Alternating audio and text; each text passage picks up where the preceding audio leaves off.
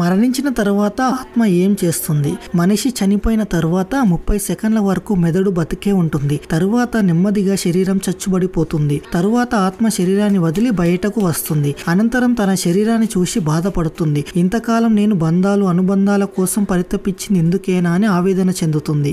తన వాళ్ళను చూసుకొని ఏడుస్తుంది. మళ్ళీ శరీరంలోకి వెళ్లాలని ప్రయత్నిస్తుంది. అందుకే మనిషి చనిపోయిన తరువాత కంటికి కనిపించినంత సూక్ష్మమైన కదలికలు శరీరంలో కనిపిస్తాయట. అంటే మళ్ళీ ఆత్మ శరీరంలోకి వెళ్లేందుకు ప్రయత్నించే క్రమంలో ఇలా జరుగుతుందట.